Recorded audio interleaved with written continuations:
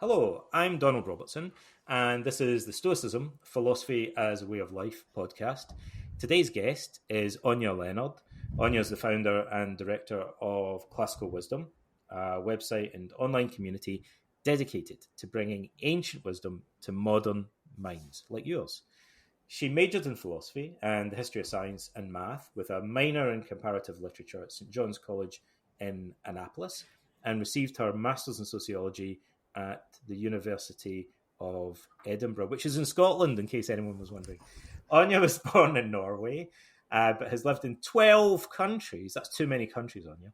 Visited 85 countries and is currently residing in Buenos Aires in Argentina. She recently published a children's book about the ancient Greek poetess called Sappho, the Lost Poetess. Anya, welcome to the show. How are you today? Thank you so much for having me, Donald. I'm doing wonderful. I'm in Montreal right now, in the wonderful nation of Quebec. What's it like where you are? You're in Buenos Aires, is that right? Yes, I am, and it is the dead of summer here. So it's the opposite. Everybody up north is freezing, and I'm sort of positioning myself so I can get a bit of air conditioning and not being too upset that there's no video so people can't see how hot it is here. But it's wonderful. January and February in Buenos Aires is empty because everybody goes to the countryside and to the beaches and such. So you kind of get the whole city to yourself, which is always delightful. We're the complete opposite in Quebec. It was so cold the other day, we had one of those government warnings that say that you shouldn't go outside for more than 15 minutes without your ears covered in case you get frostbite and your ears fall off. So it's very different where we are. Well, it's a bit warmer today. Yeah, I have lived sufficiently in countries that are cold. As you said, after 4 years in Scotland, I had to move down to Dubai and warm up because I was done with the cold. And I also have lived in Russia and places like that. I can't do it anymore. I've given up. No more cold. Well, that leads us nicely into discussing your background a little bit. I think, first of all, we should say, how do we know each other, Anya? Well, actually, a schoolmate of mine had been working with you, Adam Piercy, and I had written that I'd launched Classical Wisdom, and I must have posted an article about Stoicism, and Adam reached out and said, "Oh, you've got to meet Donald. I've been working with Donald, and he's really involved with modern Stoicism, and the rest, as they say, is history." And that was in Toronto, where I was living at the time before I moved to Montreal. So that makes me think the next question I should ask you is, why have you travelled so much, Anya? You were born in Norway, is that right? Like, did you grow up there, or did you move somewhere else? And how did you end up living in so many different countries? Well, I'm one of those third culture kids. So my whole life has been moving around and living in different countries. I was born in Norway, and my mother's family is originally Norwegian. So I did grow up with a lot of Norwegian culture in my childhood. But we moved to England, actually, when I was still a baby, about 6 months. And then I moved to America when I was 4. But then when I was 14... I left the US, and my father actually had moved to Kazakhstan. So I used to spend my summers in Almaty, and then I went to boarding school in England, which is where I met Adam, actually. So he's also part of that sort of third culture kid heritage, so to speak. And if you grow up traveling around a lot and spending your time in different countries, it's hard to settle down afterwards. So once I finished university in University of Edinburgh in Scotland, as you said, I moved to Dubai, and after that to Taiwan. And my goal was to try to see as much of the world as possible. So to do that, I would move to a region, my husband, then boyfriend, and we'd move to different regions and sort of base ourselves in that region. So when we were in Dubai, then, even though we were young, didn't have much money, it'd be easier to travel to see Oman or, Egypt or Tunisia, all those places. And then when we were living in Taiwan, we could go to China, and we'd go to Borneo and, Thailand and Vietnam. And so that was sort of our system. But when we came down to Buenos Aires, we just sort of fell in love with the city so much. And we came down here 12 years ago, and we've actually tried to leave a few times. And we went and lived in Mexico for a few years, but we always come back to this city. So now we're just we're Argentine residents and settled down a bit after all these years. And did you run out of living cultures to visit? And was that when you decided to get into time travel? Yeah. Explore ancient cultures. How did you get into the classics? Is there some connection between all the traveling and your interest in ancient civilizations?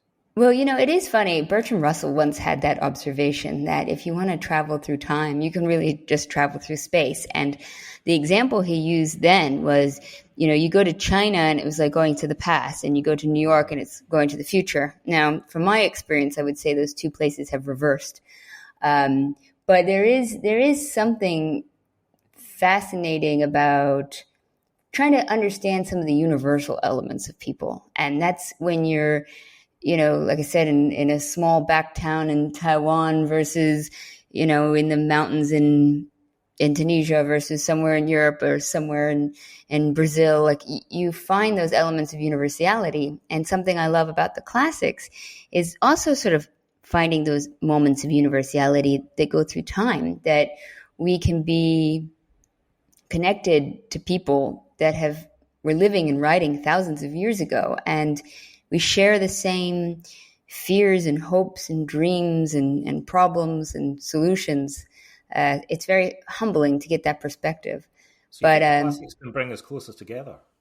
Yes, totally. I completely so. And the interesting thing I think people don't realize is that the classics it's a shared culture that people all over the world find an interest in. So whether you're in Asia or South America or in Africa, you're going to find people who love studying the ancient world from all over the world. So it is great. I had thought initially that my interest in the classics began when I went to St. John's, but funnily enough, I think I was helping clear out storage unit at my dad's, and I found all my old high school notes and reviews, and I'd forgotten that I loved theater a lot when I was younger, so I did all the plays, and I liked Antigone and things like that. So the love of the classics must have started earlier, and my mother always liked Greek mythology, so that probably helped a lot. And now you're trying to get them involved even younger, because you've got this book that you've written about Sappho. Could you tell us a little bit about why did you decide to create an illustrated book about Sappho in particular? Well, I have a daughter. I'm a mother. So part of my love of the classics is talking to my daughter and seeing her enjoy it and telling her the stories. And she gets so excited by them that it's extremely rewarding. But what I found that was just so cool about the Sappho story was how recently we're discovering new archaeological artifacts and literary evidence of her work. So for those who don't know, the story revolves around the discovery of the brothers' poem. And it's one of those really exciting moments because it collaborates other historical information about Sappho. And for those who don't know, most of Sappho's work has been lost for various different reasons, in part because she wrote in a really not unknown, but a very more obscure dialect. And so I usually compare Sappho to Robbie Burns, for instance, and people outside of Scotland really struggle to understand Robbie Burns. So you can imagine how thousands of years down the line that might result in lost work because of this, not the severity, but the accent is, unless you're Scottish, it's really hard to know what he's writing about. I have that problem with my own accent occasionally. What age range did you have in mind for the book, though? I guess we should say it's it's an illustrated book. How old do you expect your readers to be? It's sort of 3 to 7. It's one of those ones where you can read it to the child, and then when they start to be first readers, they can read it. But I've tried to do a lot of things to make it work on several levels. So, for instance, there's some of Sappho's original poetry in the book. I also use a lot of Sappho's poetic devices, like the Sappho's super superlatives. So it's a very common technique she uses throughout her poetry, where she says, more whiter than white or more golden than gold. And so I kind of try to incorporate some of the poetic devices. But just to say what happened is in 2014, there was kind of some papyrus, a cartilage inside a vase that was discovered to be a poem written by Sappho. And so even though we only have like one or two, we only have like one full poem of hers, to find another poem was extraordinary. So that's why it's so exciting. So the whole book is sort of, it's a bit about poetry, it's a bit about the classics and history, but it's also about archaeology and how it's still a very exciting field. It's kind of a story in itself. It's a story within a story within a story in a way, like how some of these texts survive and how they're received in different countries. I would just hark back to something we were talking about a moment ago in relation to travel. Although the classics are appreciated in many different countries, I find that the appreciation kind of varies quite a lot. So Stoicism is quite popular in Toronto. That's kind of, I was giving talks and doing things like that there. I spent a lot of time in Athens. Like, I think Stoicism's not really that popular in Athens, although it's its home. It's kind of surprising. The Greeks in general are obviously immersed in the classics, but that's the one school of philosophy that's based in Athens that they're not really that interested in. Although maybe that's beginning to change. Have you found that sometimes you're surprised that when you visit an area they're not more interested in certain subjects, or that some subjects are more popular than you would think? For example, you also mentioned Robbie Burns. My understanding is that Burns is very popular in Russia. Really? Yeah. But in my hometown, Ayr, like where he was born, I guess you get too used to a subject sometimes. And so when I was a kid growing up, we kind of loved Burns, but it was also sort of corny. It was like what your parents were into, and the old folks were into and stuff. So it wasn't cool, to go to the Burns Club and things like that. So sometimes, things are received differently abroad.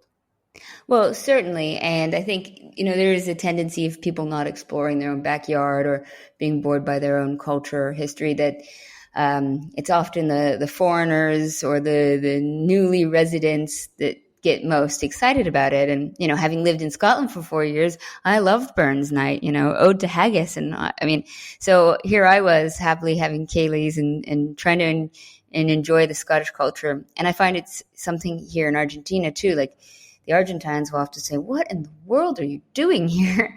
I mean, our economy is awful, inflation's bad, and I have to remind them that maybe because of those things, the Argentines put a lot more energy and effort into their families and into their friends. And, it's a culture where you have a parrilla every week and everybody gets together, and it's very community-based.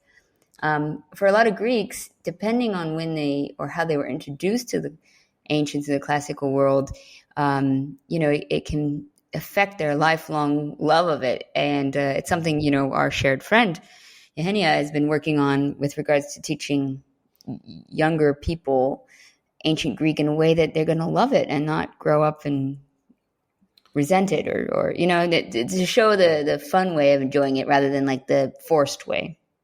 Yeah, definitely. I feel like the time is right for, there to be a shift in Greece, at least for maybe the next generation to start to kind of like see classics from a different perspective. Because I think in the past it was taught to people in school in a way that my Greek friends tell me sort of turned them off to the classics. They were taught it in a kind of boring way, and maybe parts of it that were not as interesting. I love Socrates and I love Plato. But there's bits of it that are kind of a bit dry and a bit abstract, and then there's other bits that are really practical and intriguing, and so you can choose to pick almost any subject and make it boring. Yeah. I think there's been, unfortunately, sometimes that's happened in the past with the classics. So that leads on nicely to the next big question that I wanted to ask you, which is, why do you think classics are so important today? Why, your mission is to introduce people to the classics. Why is it important to do that? Why aren't they already as familiar as they should be with the subject? Why isn't it more accessible to them? And what do they have to gain from getting into the classics? Well, yeah, I mean, you often have to sort of define what the classics are. And, the classics with the big C is sort of like a time period that I usually define as sort of Minoans to the fall of the Roman Empire / fall of the Eastern Empire, depending on how broad you want. And it's a region that can cover all the way from India to North Africa to England and, up to Scotland. And, it's an extremely multi-cultured, diverse, fluid time period in which people were interacting with each other enormously and inspiring and reacting and fighting. And I do want to preface it that there are many, many different time periods and many, many different cultures to study. And I think, broadly speaking, the study of any time period in history is worthwhile. I think people make the mistake of just saying, oh, that was in the past. If they didn't have smartphones, then what does it matter, kind of thing. So I think, in general, if there's another period or place in history that inspires you or somebody around you, like that, do that, because I think just the study of history in general is extremely important for, as I was saying before, about realizing the universal elements, this like chain of humanity that we're part of, to get a perspective on our own lives, to kind of get a bigger picture. It's a way to step back and see the forest from the trees. And I think that process is incredibly important and can be done with any period or place in history. Why the classics specifically are interesting is because of the influence they have had. And it allows people to sort of enjoy subsequent histories in a much more profound level. And again, because the classics were studied by people all over the world, this means you can also enjoy later philosophy, art, literature, cultures, not just in the West or in Greece or Italy. It's part of a sort of a shared humanity. So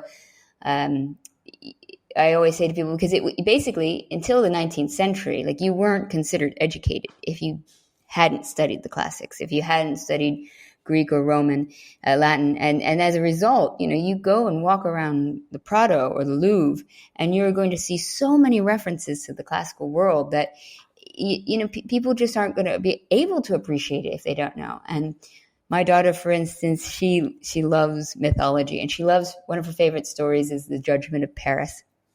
And we were in an art museum, and sure enough, there's so many paintings of the Judgment of Paris. And she looks at it, she goes, "Oh, that one's Hera, that one's Aphrodite, that's Athena."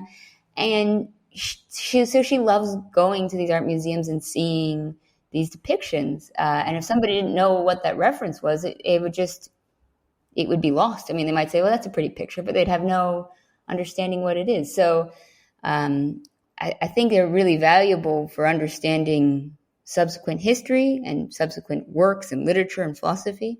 But for me, as a time period in of itself, I also find it fascinating. Another thing I always make sure that people know is that when you're studying history, they don't have like an absolute authority on what's right or wrong. That's not the way to see history or philosophy or previous works. It's about engaging in a continuous conversation that great thinkers before us, and I'm thinking of great thinkers before us, like, even the founding fathers or Petrarch or later philosophers, even within the ancient period, they would disagree or agree with different writers before them.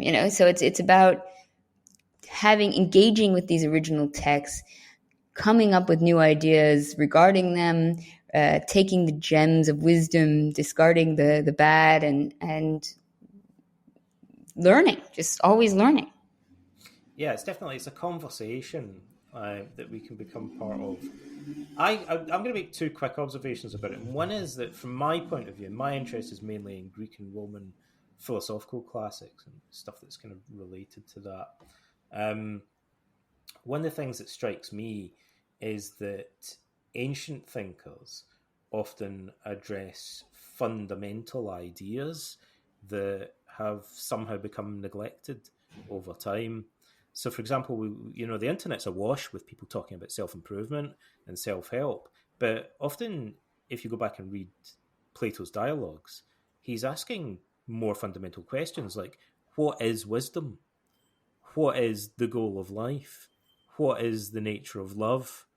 And somehow these questions, although a child, in a way, you could tell you that they seem basic, they seem fundamental, they don't get asked as much as they should today. So I think we've lost sight, in some ways, of basic themes, fundamental questions, which were more common in ancient literature. I think that's one of the things that we gain. Also, even in literature, in Greek tragedies, for example, we find themes that seem quite raw and fundamental and basic that have kind of got watered down or lost over the centuries. I couldn't agree more. And it's amazing. I think when people think about philosophy, they kind of get turned off by modern philosophy. And I appreciate that a lot of modern philosophy tried to create new terms because they thought the language wasn't being defined enough. And that's fine and all good. But what was the end result is it gets this terminology heavy jargon that can be like a barrier to a lot of people. And that's a real shame, because I think philosophy, rather than something you study, should be a way of life and a way of thinking. And as you say, those ancient texts do such a wonderful job of bringing up really basic but extremely important and very practical questions. And another good one I always think is like, what's a good friend? Yeah. What kind of friends do you have? And like just the act of asking that question will make you a better friend. Just asking it. You've actually hit on a really important example, because many of the themes in ancient philosophy still exist in modern philosophy, although often they kind of become obscure and technical. But the question about the nature of friendship, which was common in ancient Greek philosophy, is really important to Socrates, Plato, Aristotle, many other thinkers. That's almost completely disappeared from literature and modern philosophy. It's kind of interesting. Like, that's one that's dropped out completely. Yeah, and yet one that would affect all of us. I mean, I hope everybody who's listening here has at least one friend, and that friendship should be valuable, and how to maintain and nurture that friendship is a huge component into the happiness of our life and the meaningfulness of our lives.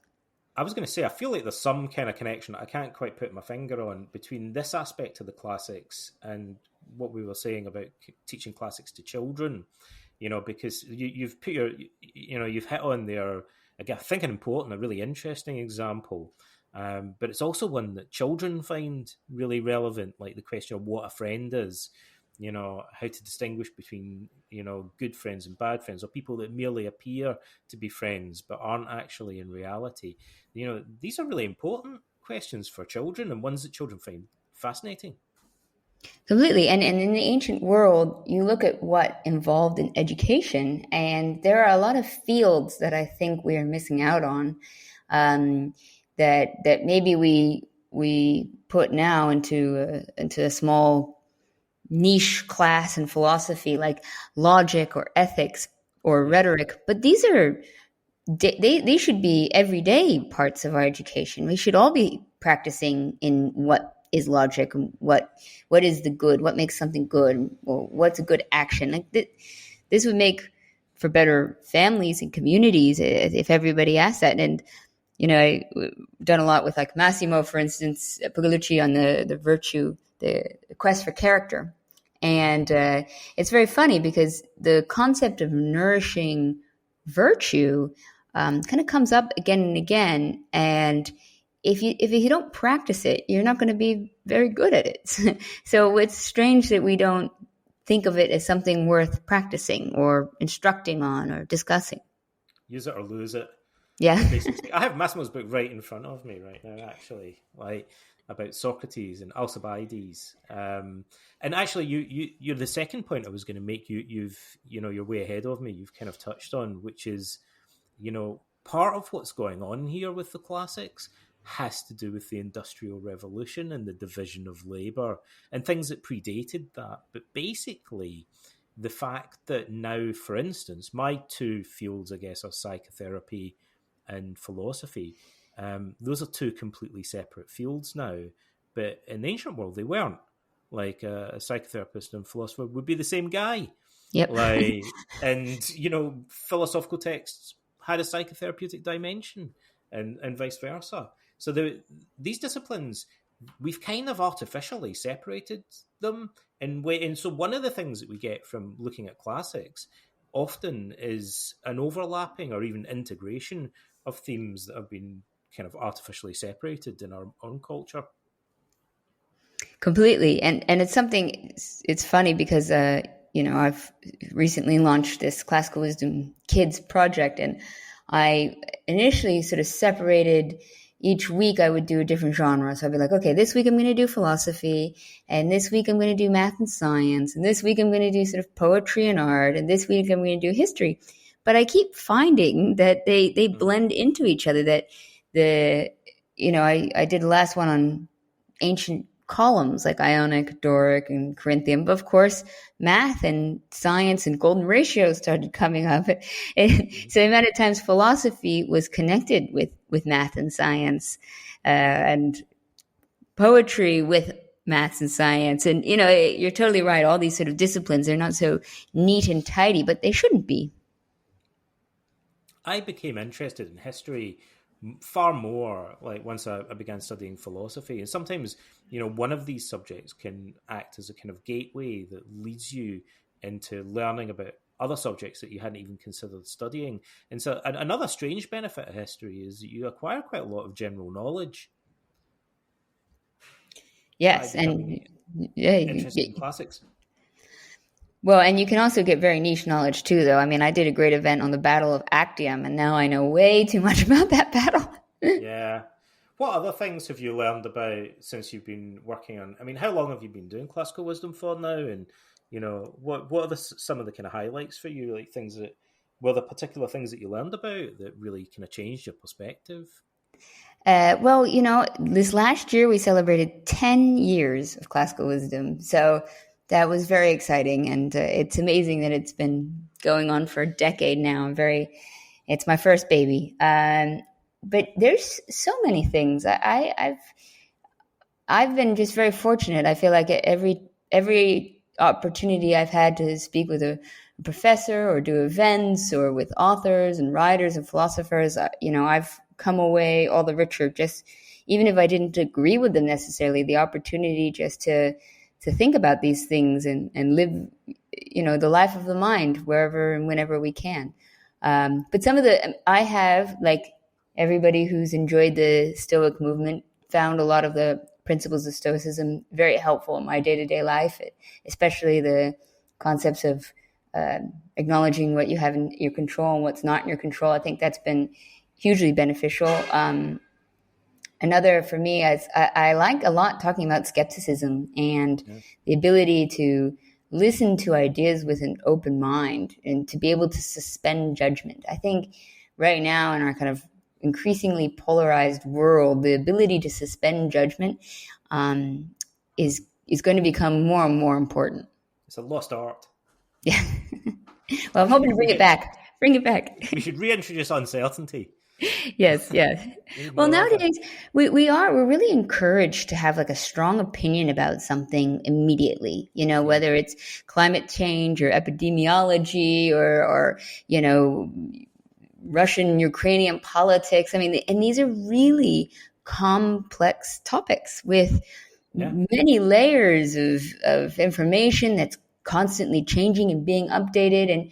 And yet if you don't come out with a approved opinion on whichever side you happen to be on, you then get attacked, and you want to say to people, no, this is, we should be pausing.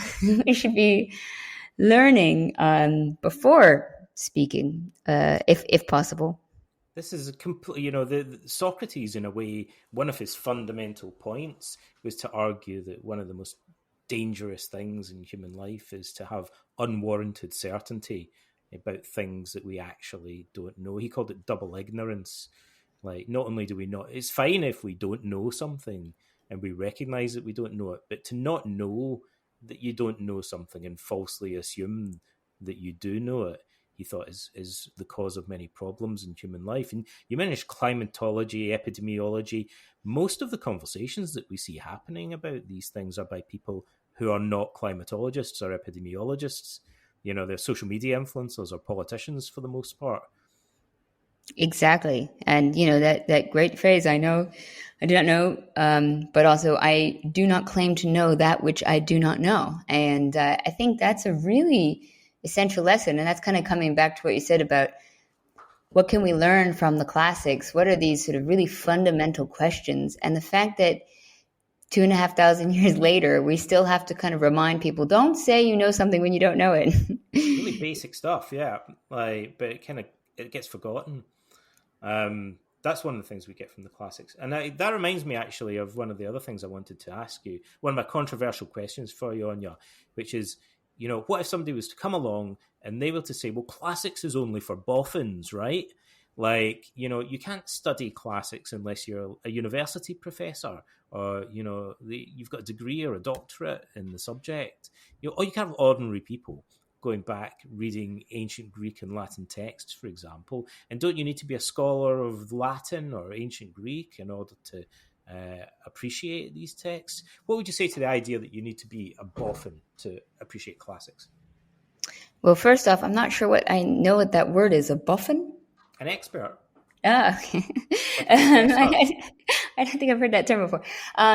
Well, I think, it's the problem we have in academia, in a way, and this is sort of just a systematic issue, is that it's sort of geared to make people very niche and very experts in very extremely small, narrow fields. And you kind of have to do that, because to get your PhD, it has to be in a topic that nobody's written before. And to find that out of, the millions of people, that it's sort of naturally made to be that way. And so as a result, you get these brilliant ideas and really interesting concepts, but they're really, really niche. And one of the beautiful things about the classical world and ancient history and philosophy is, as we were just saying, the interdisciplinariness of it, and the fact that it can be so practical in our here and now.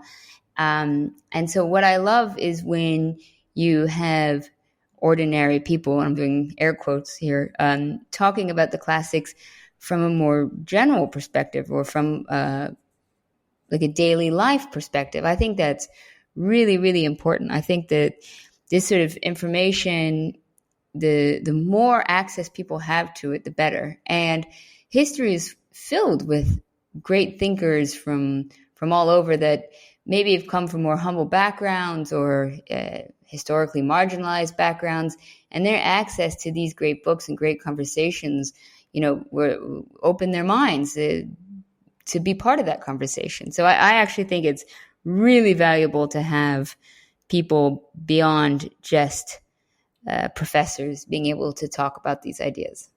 I think that's true. And actually throughout history, there are many examples, not only of people who achieved great insight by coming at a subject from a different non-academic background, bringing a different perspective to it, but also some of the biggest advances in thought throughout the centuries have actually occurred because of people misinterpreting or misunderstanding preceding thought. So a lot of people would say that Aristotle misunderstands Plato, but we wouldn't say, well, he should shut up then, because it doesn't matter. Some people say that the later Wittgenstein, so Wittgenstein has kind of like two phases in his career. He's one of the most important philosophers in the West. The later Wittgenstein looks like he doesn't understand his own earlier writings, which is kind of like a weird situation. He didn't understand himself. We can't. Yeah, that's impressive. Yeah, it's quite an achievement. He went away for a while, and then came back and started doing philosophy again. But he, sometimes it's misunderstandings in philosophy or in other areas of thought that explain progress. So what are the obstacles you think we face in popularizing the classics and making them accessible to so-called ordinary people? Well, I think one of the fears that people have nowadays is that we kind of look back over history and judge it based on standards that we like to think are our current standards. And I think the problem with that is, one, if you're going to try to find in history somebody who is perfect, good luck. They don't exist.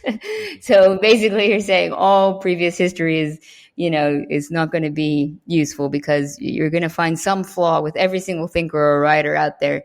But secondarily, we shouldn't throw the baby out with the bathwater. And I think there's sort of a tendency to do that right now, to say, okay, well, I don't like this aspect of this person, or this aspect of them, wasn't good. So as a result, we're not going to take any of the useful or universal truths that maybe they did discover upon him. I always liked using the example of Newton and gravity. And just because he was really into alchemy doesn't mean that we're not all going to just fly off the earth. So it's important that people learn how to think about the classics, and how to think about history and ancient philosophy, and to take the good and leave out the bad. And I think that's a process that we kind of need to show that it's a worthwhile process. I think you don't, like, studying the classics at all kind of forces you to do that, I hope, because you can't get very far in reading the classics if you're going to agree with everything they say. You have to be kind of selective, and you have to, relate things to their historical context, or you're going to struggle to get very far with it. So, but it teaches you this kind of what I would call cognitive flexibility in modern psychology, the ability to kind of look at things from multiple perspectives. I've heard people say actually a few times, for instance, that they couldn't read a book because there was something in it that kind of conflicted with their values in a way that I kind of understood. But for example, like the use of gendered pronouns, I've seen people say that they couldn't read books because they were all using the masculine pronoun too much. There wasn't enough reference to women in it. But I thought, if you're selective enough that you find it impossible to read something that doesn't share your values in that regard, it's going to be impossible to read most classics. Reading classics forces you, I think, to set aside your own values temporarily and make allowances for the difference of opinion that you have with the person that you're studying, and then to be selective and figure out which bits you can take from it that you actually agree with. Yeah, I mean, like, I can imagine there's so much value that Socrates has given to us in the history of philosophy, but I can imagine he would have been kind of annoying to hang out with. I mean, I don't think we've got a funny article about him, being a terrible husband because he always complains about his wife. But like, joking aside, I think what's really valuable too is that to see the classics from different perspectives, and the more people can approach the original texts as well, the more you're going to be able to open up and see the truth of a lot of things. And, I think sometimes people mischaracterize the classics as sort of being sort of just this whole straight white male world, when in some ways that's kind of the fault of the Victorian era, and Sappho is a perfect example of that, because they retranslated her works so it fit in with what their narrative of what she was saying was like. And then if you go back to the original text, it's very different. I think Emily Wilson's translation of the Odyssey is another perfect example that when we have new and fresh eyes looking at these ancient texts, we're going to see something different about them. And I think we'll realize that we can't kind of project our modern societal structures on the ancient world in the same way. And you'll find too many inconvenient things that don't fit in with the narrative. And for instance, the Odyssey, Penelope's the star. If anything, there's so many times, Odysseus lands on the island, and the first information he says is, "You go to the queen; she's the most important person." And there's so many times in the ancient world that, like, the Amazons, the whole myth and culture of the Amazons was one of the most popular myths of the entire ancient world. And so this idea that it's kind of this one perspective narrative, I think, is very misleading. But if you go back to the original text, I think people will find more value in them that even reflects their current thinking than they might have thought was there. I'm working on a book about Socrates at the moment. It's about like how to think like a Roman emperor. So it's kind of his life story, but interwoven with philosophy and psychology. And it's, to a large extent, a story about women. Like, I find that, it's not obvious at first, and partly because translation, partly because the way the subject's taught. But if we try and retell Socrates' story, really interesting women feature quite prominently in it. I'm not surprised about that at all. And I know he was heavily influenced by a lot of the women in his life. I mean, when I said he was probably a terrible husband, that's sort of the funny thing, is that by how we determine a terrible husband today, he's kind of, because he just takes the mick out of her. She was pretty hard on him as well. Yeah. She threw cold water over him and ripped the shirt off his back and things like that. She jumped up and down on a cake that Alcibiades brought him as well. That's one of my favourite stories. Yeah. So they had a more nuanced relationship than we want to depict him as. Yes. But exactly. basically what I think what we're both saying is if someone was to read that and think, well, I'm not reading this rubbish, like that guy sounds like he was sexist, or she sounds like a terrible woman, then we miss out on, if we were to ignore everything that contains anything like that's not in accord with our modern values, we pretty much scrap all of the classics. And and that's a shame. And it's an exercise in hubris to think that whatever our modern stance is the right one, and that we're currently the most moral. I mean, who knows what in 1,000 years they'll look back and be like, whoa, did you know what those people did and said? So we should be, even humbled in that we somehow know what the right moral stance is now. I mean, that's the whole point is that we need to ask that question in the first place. Well, I think that actually reminds me of something else that I wanted to ask you, and I think this is a good time to ask it. I read a book a long time ago by Bertrand Russell, which maybe most people won't have heard of, called The Conquest of Happiness. It's an odd book because it's very much a self-help book, but it's what I would describe as highbrow self-help. Russell wrote it, it's filled with references to classics. And in it, Russell, who is an atheist, says the closest thing that he can imagine to a spiritual experience is the study of history, but not history as it's normally taught as a kind of series of disconnected events, but history understood in terms of our place within it and our relationship and indebtedness to the past from a broader perspective. And so Russell thought teaching people to view themselves as part of this long conversation and long story was the closest thing as an atheist you could imagine to a mystical experience.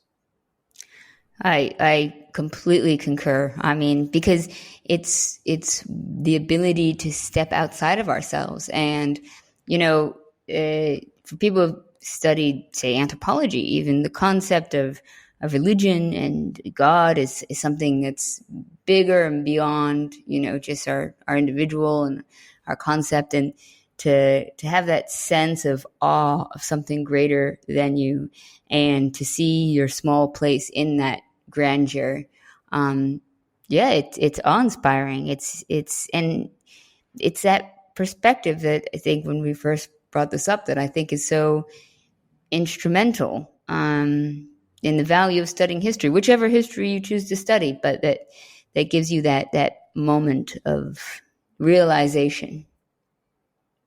And the last thing that I wanted to touch on before we wrap up our conversation today is, where does that leave us in relation to the future? We've talked a lot about the past, so I think a good place to finish is by saying a little bit more about the future. And I know that you currently have a project on the go to do with children. Is that right? Called Classical Wisdom for Kids. Could you tell us a little bit more about what you're doing in that direction?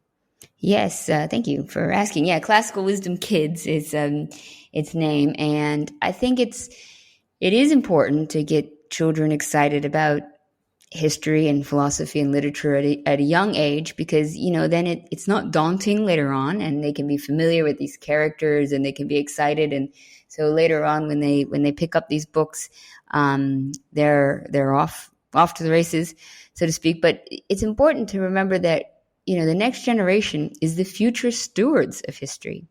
And if we don't preserve history, it will be lost. I mean, right now, we've already lost like 80% of all ancient history. Most of it, I think even higher, 90%.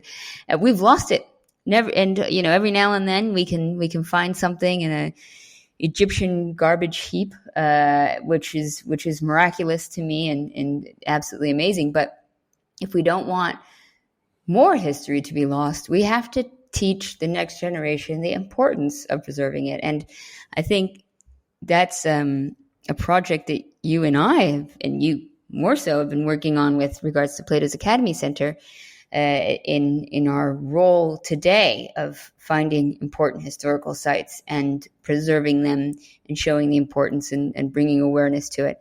And if we want these projects to last longer than our own lifetimes, we do need to instill that importance to the next generation. So it's the idea, you want to, society is doing well when it plants seeds for which the trees they'll never enjoy the shade of. And I think that's even more so with the classics. And just completely selfishly, I'm doing this with my daughter, and I'm coming up with these lessons, and we're doing them together. And she gives me her input of fun games and things that she wants to do, and she adds drawings and comes up with ideas. And so it's a family project. So everything is tested, kid approved and tested. And more than just my own child, so I'm larger than one testing. But so it's just truly selfishly, I'm having an absolutely lovely time doing it with her. So it's something I hope we can share with other kids and parents who feel the same. Awesome. Well, thanks very much, Anya, for joining us. Do you have anything else that you want to add before we wrap things up for today? No, I mean, just if anyone is interested in seeing what we're doing at Classical Wisdom, you can go to classicalwisdom.substack.com. We have a free newsletter there, and we also have a membership for folks who want more from the classics and more resources, or to just even, support our ongoing project. And Classical Wisdom Kids is classicalwisdomkids.substack.com, or you can just type in classicalwisdomkids.com as well. And we also have the option, because it's a brand new endeavor and it's one we're just getting off the ground, you can gift subscriptions to people who have kids, or you can also just donate, because we are going to be doing a lot of outreach programs and connecting with schools, with kids, and helping them bring resources and projects and things so that kids of all backgrounds all over the world can enjoy ancient history and philosophy. Cool. And I'll try to include links to all of those things in the post if anyone's looking. So thank you everyone for listening to Stoicism, Philosophy as a Way of Life. Be sure to share the link with your friends. I'm looking forward to next time. But for now, it's goodbye from this episode's guest, Anya, Leonard, and from me, Donald Robertson. Bye.